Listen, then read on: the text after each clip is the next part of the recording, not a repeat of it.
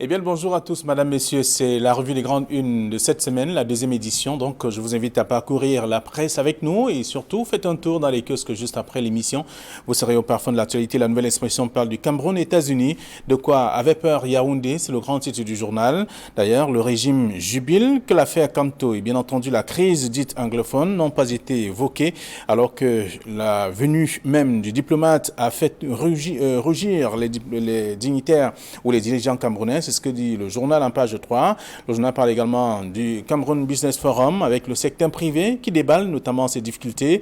La 10e édition du Cameroun Business Forum qui vient de se tenir à Douala a été l'occasion de revenir sur les pesanteurs qui coincent notamment le développement des affaires au Cameroun. C'est en page 7 de ce numéro. Et on parle également de l'affaire MRC, le Social Democratic Front pour une mobilisation générale. C'est l'un des titres également à développer dans le journal. Dans un plaidoyer, Maître Joseph Lavoisier Tchapi, avocat au barreau du Cameroun et conseil au conseiller juridique national du Social Democratic Front démontre même comment le gouvernement a foulé au pied toutes les lois, la page 9 à la page 10 du journal, la nouvelle expression. Et également à Tchang, on parle bien sûr de 4 sécessionnistes abattus. Ils s'étaient donc attaqués au campement des militaires détachés au poste créé à Fongondeng pour combattre notamment leur incursion. C'est à lire en page 3 du journal, la nouvelle expression. Le Messager, pour sa part, parle de surveillance bancaire.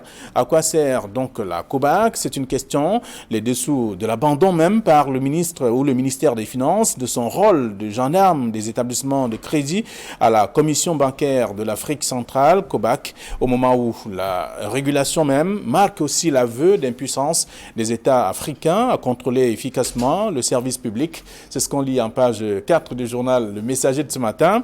Le journal parle également de ce tête-à-tête Biya Nagui. La montagne a accouché d'une souris. L'émissaire américain, très loquace, il y a une semaine encore, est resté de membre à sa sortie du palais. C'est ce que dit le journal en page 3. Et le même journal parle également du sport avec la CAN 2019. Les Comores mettent d'ailleurs la pression sur la FIFA. La fédération flingue la CAF et réclame d'ailleurs une aide financière à Zurich. C'est ce qu'on lit également en page 11 du journal. Le Messager de ce matin est toujours en kiosque ce deuxième jour de la semaine. Il y a Émergence, le quotidien privé bilingue qui parle du palais de l'unité. Ce que Paul Biya et Tibor Nagui se sont dit. Le journal fait également le tour et en page 3 également. On peut découvrir tout cela et quelques volets aussi, même le décryptage de David Eboudou qui est donc expert en relations internationales à lire dans le journal ce matin. Et puis le journal parle également des chantiers de la CAN.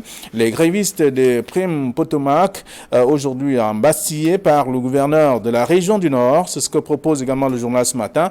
Le même journal parle également de la localité de Guidigis, le sous-préfet accusé de rançonner les populations. C'est dans le même numéro de ce matin. Le quotidien de jour pour sa part parle de fake news. Quand les réseaux sociaux nous perdent, bien entendu, c'est à découvrir dans le journal. Et le journal fait savoir qu'il y a des tabloïds qui s'intéressent davantage à ce qui se passe dans les réseaux sociaux, vrai ou pas vrai, bonne ou pas bonne ou mauvaise information. De toute façon, le journal essaie d'expliquer un peu la méthode utilisée par la plupart ou certains tabloïds. C'est à lire dans le journal. Police municipale, désormais, pour faire partie de ce corps, il faudra passer par un concours. C'est ce que dit Jean-Claude Tila, qui est le préfet du Fundi et qui, d'ailleurs, après 30 jours, a remis sur la sellette cette affaire de police municipale qui a secoué quand même le pays et même la ville de Yaoundé.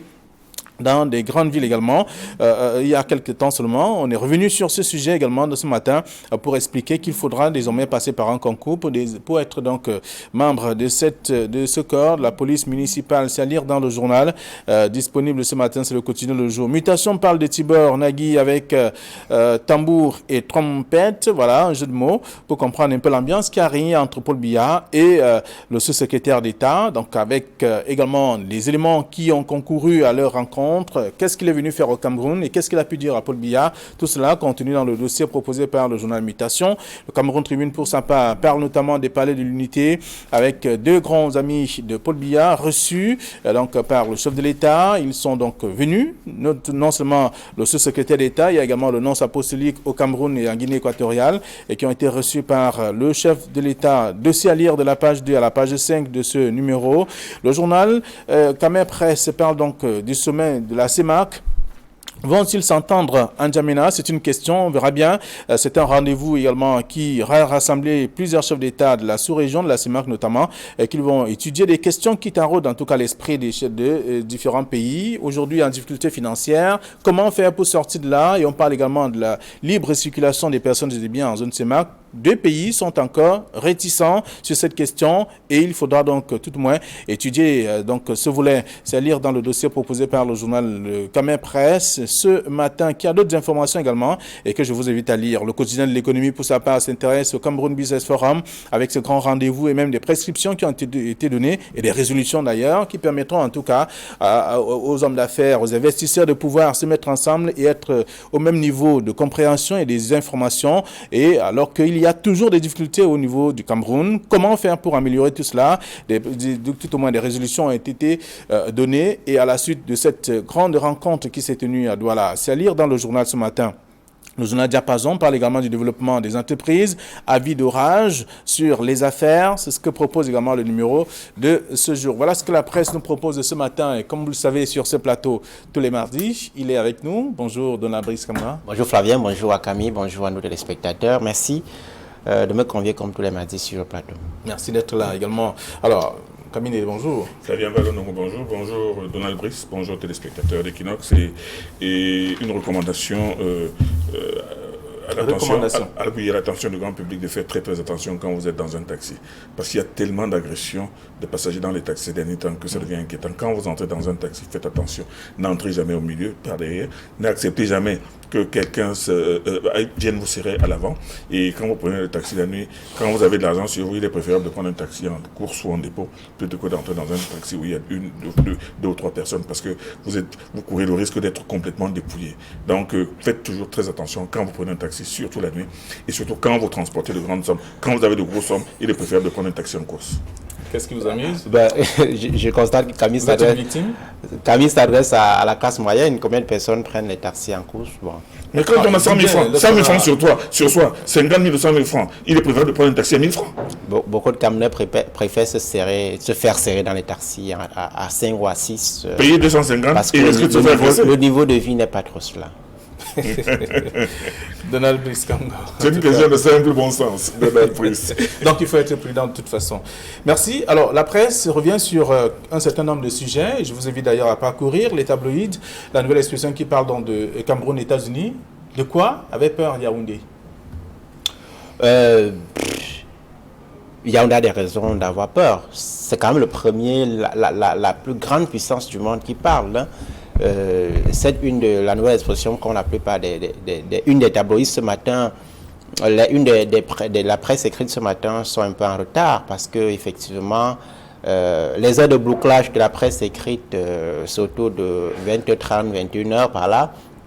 Il se trouve qu'effectivement la crise anglophone et l'affaire Maurice Kamto ont meublé les échanges d'hier entre le sous-secrétaire d'État américain en charge des affaires africaines et les autorités camerounaises. À en croire un tweet que Peter Thibault-Nagui a fait autour de 20h43 par là, il a effectivement évoqué la crise anglophone, réitérant la nécessité d'avoir un dialogue inclusif sur ces tensions sociopolitiques dans les régions du nord-ouest et du sud-ouest, mais aussi la fin des violences dans ces deux régions. Ce sont les positions qu'il avait déjà exprimé même avant d'arriver au Cameroun. L'affaire Maurice Kamto est revenue lors de l'audience qu'il a accordée, que le ministre des Relations extérieures, le jeune Belambela, a accordé aux diplomates américains hier au Minirex à Yaoundé. Donc, ces questions sont évidemment revenues. Les tabloïds sont un peu en retard en raison de l'heure de bouclage, comme je disais. Je pense qu'il y a quand même une certaine constance dans la position américaine. Maintenant, au regard des propos qui ont été tenus hier au port du Palais de l'Unité, évidemment, vous savez que le discours diplomatique est un discours extrêmement réservé, un discours très mesuré, un discours caractérisé par les principes de confidentialité. Différent de ce qu'il a dit quelque temps avant son arrivée. Oui, parce que lorsqu'on a affaire à un autre, lorsqu'on est reçu dans un État, il y a des excès il y a des civilités qu'il faut observer, il y a des excès de langage on n'est pas agressif, surtout pas face à la presse. Vous savez que si vous êtes agressif face à la presse va enflammer et puis ça peut créer parfois même des incidents diplomatiques. Donc c'est conscient de ces éléments-là qu'il a dû être réservé au programme du Palais de l'Unité. Encore que lorsque les déclarations, les extraits de déclarations nous sont proposés par la chaîne nationale qui a seule, avec quelques-uns d'autres médias, accès au Palais de l'Unité pour ce type d'audience, on peut être très prudent. Voilà. Et lorsqu'on fait le tour Caminélé, vous voyez d'ailleurs la une de la nouvelle expression de quoi avait peur Yaoundé. Le messager parle de la montagne qui a accouché d'une souris. Et également, on retrouve également émergence, ce que Paul Biya et Tibor Nagui se sont dit lors de cette rencontre. Et mutation qui dit avec tambour et trompette. Avec un jeu de mots en tout cas. Qui a dit que Yaoundé avait peur? Moi, je ne comprends pas. Il y a des moments où certains titres de journaux sont plutôt conçus dans le sens de distordre l'information, les faits. Monsieur Tibor Nagui est arrivé représentant des États-Unis. Il devait rencontrer un chef d'État. Il a commis l'erreur langagière de prendre des attitudes non seulement insolentes, mais à la limite provocantes. Et arrivé au Cameroun, on attendait bien de voir s'il allait continuer. Mais il a été accueilli normalement. Il s'est fait accompagner par l'ambassadeur des États-Unis au Palais de l'Unité. Il a eu une conversation avec M. Biya. Et au sortir de cela, il a dit que vraiment le Cameroun et les États-Unis ont fait ceci. Avant cela, il a bien mis... D'où le titre de la nouvelle expression quand même. Alors, non, mais alors, c'est plutôt... On avait peur. Avant son arrivée, il y avait déjà eu des déclarations c'est plutôt une certaine tendance qui avait peur de quelque chose. Monsieur Tibor Nagui a dit des choses qu'il n'a pas plus redites à la sortie du Palais de l'Unité. Mais là n'est même pas le problème. C'est-à-dire qu'au moment où, après avoir rencontré le président de la République, il s'est plié aux us et coutumes diplomatiques en disant que nous avons parlé avec M. Paul Biya, nous avons parlé des problèmes généraux. Il n'avait pas besoin de faire le détail, encore qu'il n'était pas tenu de faire le détail. Et ce que je dis, ce que je reproche à une certaine presse qui s'agite un peu trop, c'est que même s'il faut faire pression sur le Cameroun ou sur le président de la République, ce n'est pas dans les journaux, ce n'est pas dans les tweets, ce n'est pas dans les réseaux sociaux. Quand les représentations diplomatiques, quand les chefs d'État, quand les organisations internationales veulent faire pression sur le président de la République, ce n'est pas de façon spectaculaire et de façon tapageuse. Moi, je pense que des rencontres comme celle-là, parce que quand l'autre journal, Émergence, dit que ce que Paul Biya et Tibor Nagui se sont dit, il n'y a aucun rapport qui est sorti de leur audience. Mais il est certain que M. Nagui a parlé du problème Kamto, il a parlé du problème, il a certainement parlé du problème de la crise anglophone, il a parlé de tous les autres problèmes sécuritaires au Cameroun, mais il n'est pas tenu de le dire, puisqu'il ne l'a pas dit. Et il ne faut pas non plus chercher à lire dans le marc de cristal en faisant croire que M. Tibor Nagui venait pour jouer les euros. Et plus que cela, quand je vois un titre comme celui-là, je me dis qu'il y a beaucoup de gens qui s'attendaient à ce que Tibor Nagui arrive, fasse le tour aille faire un tour à Koningui, aille rencontrer des ONG, ensuite aille au Palais de l'Unité, tienne M. Biya par l'oreille pour lui dire qu'on va écouter vraiment, libérer M. Kamto et puis arrêter cette crise anglophone. Ça n'a pas été le cas. C'était une rencontre absolument normale.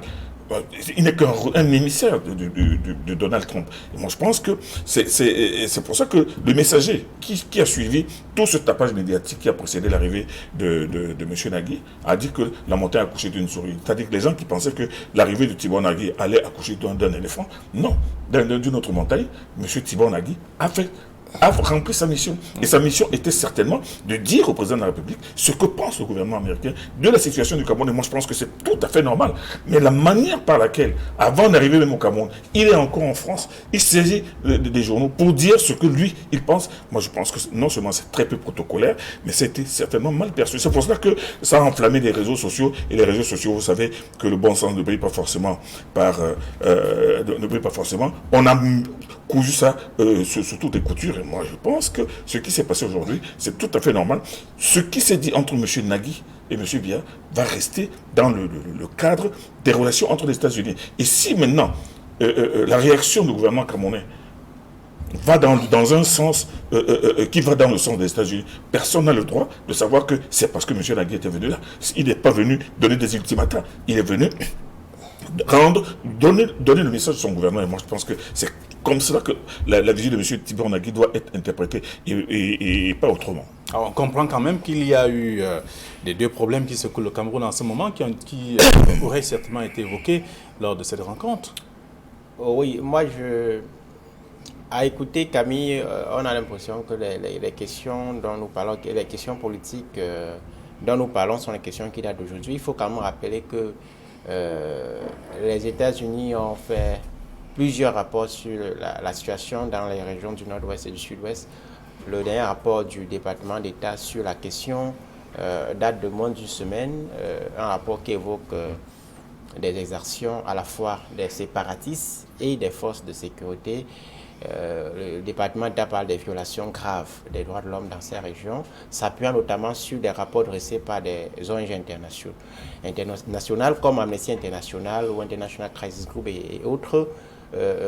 Plusieurs fois, les États-Unis ont appelé à l'organisation d'un dialogue sur la situation dans les régions du Nord-Ouest et du Sud-Ouest. Plusieurs fois, les États-Unis ont demandé à trouver les conditions favorables à une sortie de crise par le dialogue avec les acteurs politiques, les parties prenantes à cette crise. Ce sont des messages qui jusqu'ici n'ont pas été entendus par les autorités publiques camerounaises. Nous sommes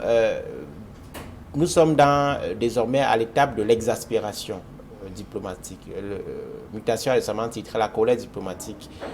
Nous sommes désormais à l'étape de l'exaspération.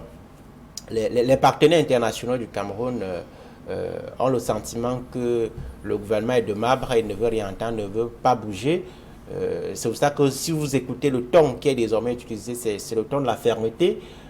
Lorsque l'Union européenne dit que le bilan humanitaire et économique de la crise anglophone est inacceptable. Lorsqu'en diplomatie, on dit le terme comme inacceptable, c'est très fort.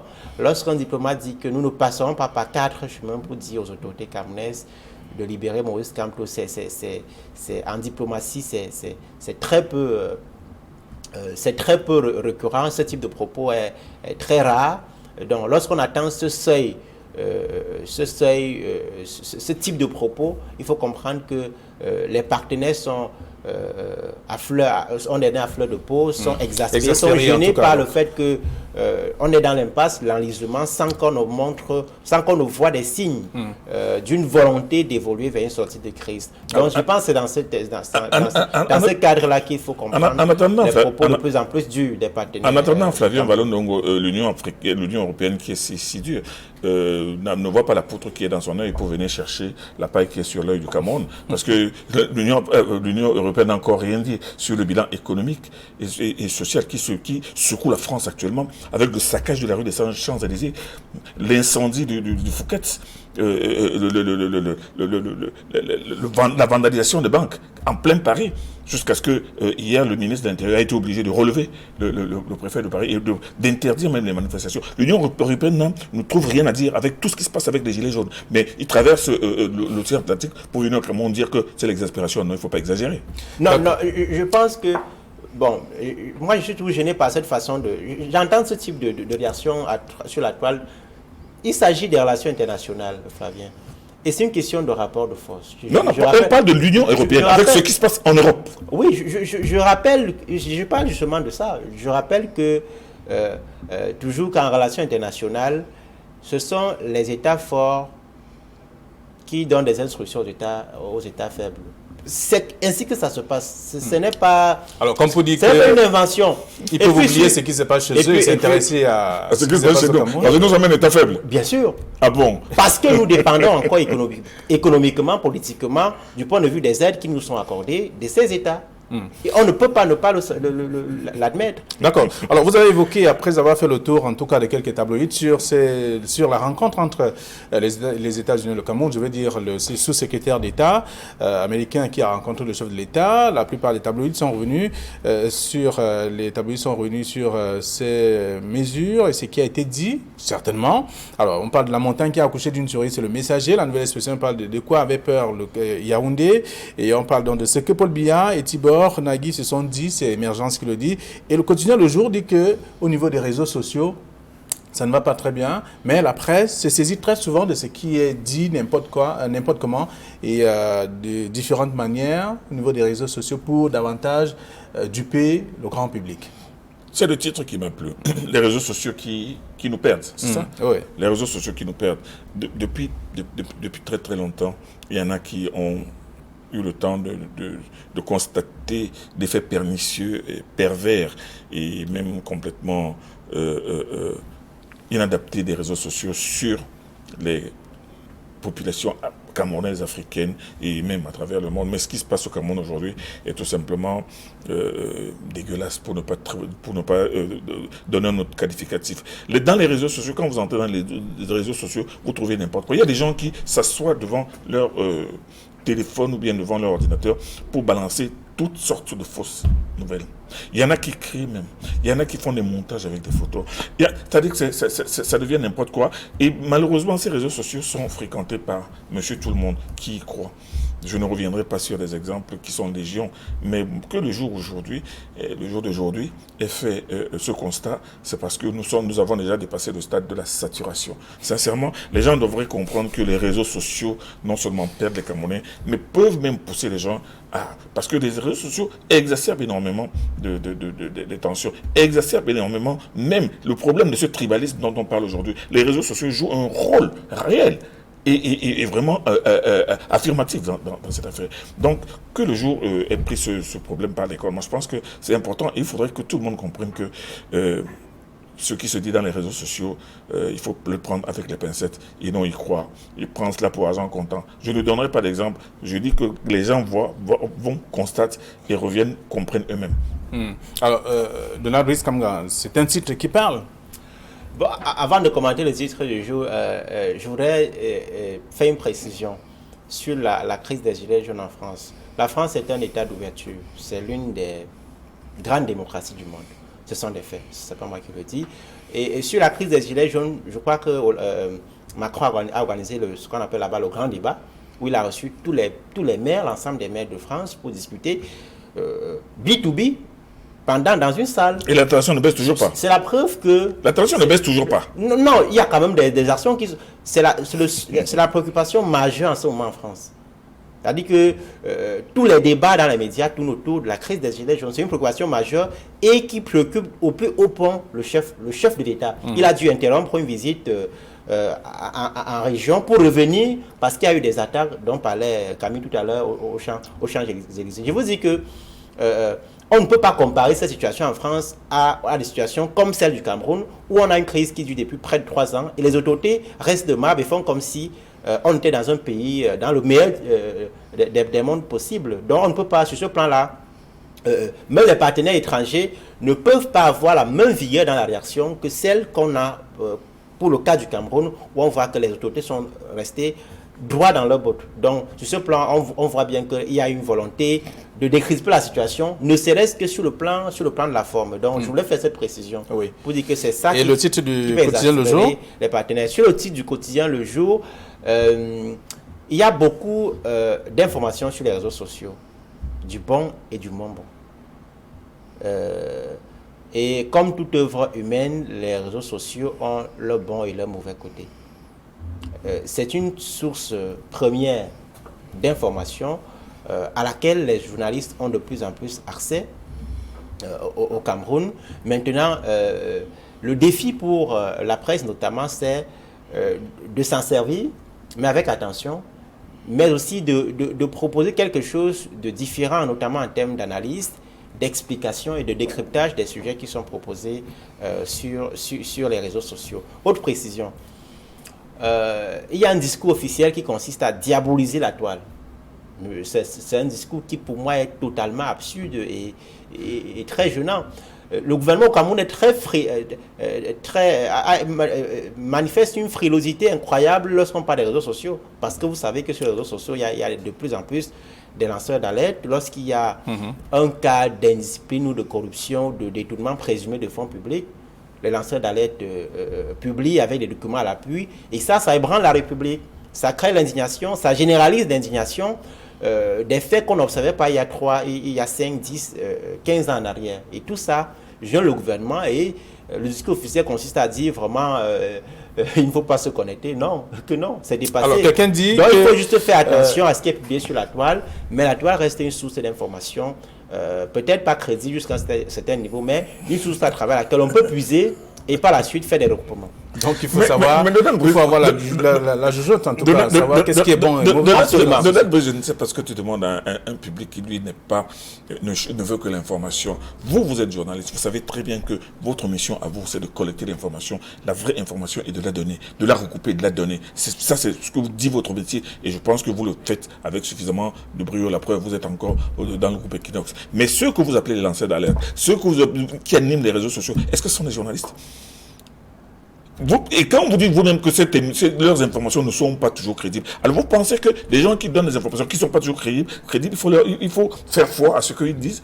Vous-même qui lisez les réseaux sociaux, vous connaissez la tonne de fausseté, de fake news et d'informations qui sont déversées tous les jours par ceux que vous appelez des lanceurs d'alerte et qui se présentent dans les réseaux sociaux comme des véritables oraux et des gens auxquels on ne peut pas s'attaquer.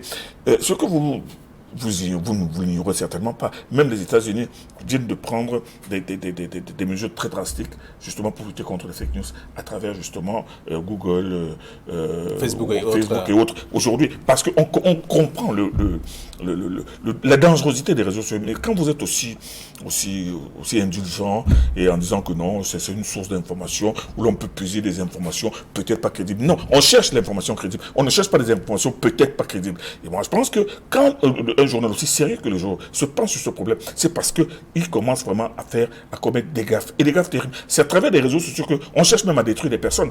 Vous savez, dans les réseaux sociaux, rien que pour ce week-end, vous savez combien d'informations ont été balancées sur le ministre des Finances, Louis-Paul Motazé? Ce sont de véritables réquisitoires contre un haut comité d'État qui est en fonction. Et tout simplement lancé par des gens qui ne lui veulent pas du bien du tout. Et vous pensez que c'est une information fiable, une information peut-être pas très crédible? Moi, je pense que le problème des réseaux sociaux est un problème. Il ne faut plus te dire au grand public qui le consomme, sans modération d'ailleurs, de faire très attention, d'essayer de recouper, d'essayer de faire la part du vrai et du faux avant de pouvoir affirmer ce qu'ils ont lu. Mais pas de dire que non, c'est une source d'information. Ce n'est pas une source, malheureusement. Un peu comme monter dans un taxi sans être vigilant. C'est comme vous l'avez mais bien entendu, il faut être vigilant. Je pense que vous êtes prudent de toute façon. Prudent. Je pense que sur la question, on est d'accord dans le fond, à savoir que tout ce qui est dit sur la toile n'est pas vrai. Tout ce qui est dit sur la toile n'est non plus faux. Je rappelle qu'il y a des documents qui ont été publiés sur le scandale de la Coupe d'Afrique des Nations, sur les surfacturations des marchés liées à cette compétition, qui n'ont jamais été démentis par le gouvernement. C'est des documents qui ont fuité. Vous savez que plusieurs fois, des documents officiels fuitent sur les réseaux sociaux, sur les scandales, sur les copinages, sur la corruption, sur le gaspillage des fonds dans les administrations publiques, sans que le gouvernement ne dise mot. Le plus souvent, ces documents sont des documents officiels qui ont fuité. D'accord. Donc, on ne peut pas dire que non, tout ce qui est sur la toile, il ne faut pas prendre ça au sérieux. Je dis il faut faire attention. Il y a un défi de régulation. Encore que là-dessus, très peu de membres du gouvernement au Cameroun ont compte Facebook, par exemple. On entend souvent un directeur général d'une entreprise publique faire une sortie du genre la Cambouata ou bien la CDE n'a pas lancé la CDE n'existe plus. La Cambouata n'a pas lancé, par exemple, de recrutement ou bien de je sais quoi. Parce qu'il y a un fake news qui annonce qu'il y a recrutement ou recrutement des stagiaires à la Cambouata. Or, si cette directeur général avec un site constamment mis à jour, une page Facebook constamment alimentée, on ne serait pas arrivé là. Ils prennent souvent le problème, souvent en aval lorsque le pire est déjà commis, lorsque des citoyens sont déjà fait flouer, par exemple, dans le cadre de ce type de recrutement. Très bien. Alors, donc, le quotidien, le jour, pèse l'abcès ou alors simplement défonce une porte pratiquement ouverte. Il faut quand même lire un peu ce que le traitement que le journal réserve justement à ce volet de l'actualité, c'est-à-dire les réseaux sociaux qui nous perdent pratiquement. C'est une alerte. Et voilà, le même journal parle également ce matin. Une alerte contre les lanceurs d'alerte. Une alerte qu'il faut prendre au sérieux. D'accord. Mais alors, vous allez lire en intégrant que les réseaux sociaux aujourd'hui constituent une source d'information, une source première d'information. D'accord. Vous allez lire l'article en page 2 et 3. C'est un mini-dossier proposé par le journal. Le même journal qui parle de la police municipale. Désormais, ce sera par concours. On va plus répéter les cousins, les amis. Oui. Ça, c'est le préfet du Fundi qui le dit. Je suis très curieux. Est-ce qu'il est le ministre des enseignements secondaires ou de l'enseignement supérieur pour lancer des concours? Bon, j'ai lu une interview il y a quelques jours qu'il a donné à Mutation, je crois, où pendant une tournée dans les unités, dans les arrondissements de Yaoundé, il a sensibilisé, il a fait des remontrances à la police municipale dont les dérives sont connues, en indiquant que c'est une police importante pour l'encadrement, l'ordre urbain. Oui, la suspension de cette police municipale durant 30 jours à Yaoundé a fait revenir le désordre urbain qu'on a observé quand même. Oui, c'est un couteau à double tranchant. Il y a les questions de désordre urbain qu'il faut régler, mais il y a aussi des questions de respect des citoyens et de moralisation de ces agents de la police municipale qu'il faut régler. Je pense qu'il a indiqué qu'au terme de cette suspension qui est renouvelable, il y a des conditions qui vont être arrêtées, enquête de moralité, formation. Je crois qu'il est annoncé par la gendarmerie et par les agents de la police régulière. Ce sont des réformes qui sont importantes, mais malheureusement, là, on ne parle que de Yaoundé. Que dit-on de Bafoussam, de Bertois, de Douala, où les dérives se posent avec la même préoccupation. Voilà. Donald Brice a dit exactement ce que j'allais dire. C'est-à-dire que le délégué du gouvernement de Yaoundé, moi, je pense qu'il a pris... C'est le préfet. Le préfet, pardon. Le préfet. Il a pris une mesure forte. C'est-à-dire que, d'abord, s'assurer que les agents de la police municipale ont un minimum de formation scolaire, de base. Bon, maintenant, moi, je pense, et c'est ça que je voulais ajouter, mais que Donald vient de dire, c'est-à-dire que les former dans un cadre spécial pour leur dire que, dans le cadre de vos missions, voici ce que vous devez faire, voici ce que vous ne devez pas faire. Ensuite, avant de les former même, et avant même de faire ce concours-là, faire une enquête de moralité, parce que parmi ces éléments de la police municipale, il y a certainement des repris de justice, il y a d'anciens voyous, il y a même d'anciens bandits. Moi, je pense que c'est très très important. C'est valable à Yaoundé, c'est valable à Douala. On voit comment les éléments de la police municipale de Douala usent et abusent de leur nouveau statut. Ils se prennent même eux-mêmes pour des flics, plus flics que ceux qu'ils ont trouvés sur le terrain. Donc, le problème de la police municipale, il faut absolument une bonne formation de base, une bonne éducation de base, une bonne formation et surtout une bonne moralité. Mais le préfet dit qu'il faut désormais passer par concours. Un concours, c'est tout à fait normal. Il est normal que celui qui veut qui veut faire partie de la police municipale soit quand même capable de faire même un rapport. Voilà. Alors, c'est allé dans le journal, le quotidien Le Jour de ce matin, qui revient également et propose l'article parlant de la police municipale Jean-Claude Tilla. Il faudra désormais passer par un concours pour faire partie de cette police municipale. Mais on se souvient quand même qu'à Douala, un maire a déclaré que les éléments de la police municipale n'ont presque pas de salaire. Il faut attendre des mois pour pouvoir bénéficier de leur salaire. Et ça fait problème. Ça pousse ces derniers qui sont des pères de famille à faire ou à organiser des actions, tout au moins évoquées très souvent par les usagers. Alors, c'est ce qu'on peut dire également dans le journal. Et la nouvelle expression qui parle aussi de Tchang, où il y a 4 sécessionnistes qui ont été abattus par des éléments de force de défense parce qu'il y a eu incursion donc, de ces derniers à Fongondeng. C'est une localité de ce département. Entre Fongo-Tongo et le sud-ouest. Non, c'est la preuve que ces éléments de sécessionnistes tiennent absolument à maintenir la pression de la terreur. Et vous imaginez des terroristes qui arrivent, qui encerclent un camp militaire, même pas un camp civil, mais un camp militaire, qui demande aux militaires de se rendre, et maintenant qui ouvre le feu. Mais ça devient... le Cameroun est en train de devenir franchement un pays de non-droit. Alors moi je pense que, et après ça, on va dire, si on se retrouve avec 5, 10, 15, 20, ou bien assaillants abattus, on va commencer à dire que c'est une entorse aux droits de l'homme, n'est-ce pas? Des gens qui arrivent à attaquer un camp militaire, le camp militaire qui est là pour préserver les personnes et les biens. Donc le conflit ne fait que s'aggraver, il ne fait que continuer, et moi je pense qu'il est clair, avec des incursions comme celle-là, des attaques comme celle-là, que la situation fait du surplace. Elle fait du surplace et même la température est en train de monter. Arrêtons l'indignation, Flavien, et passons aux solutions. Très bien.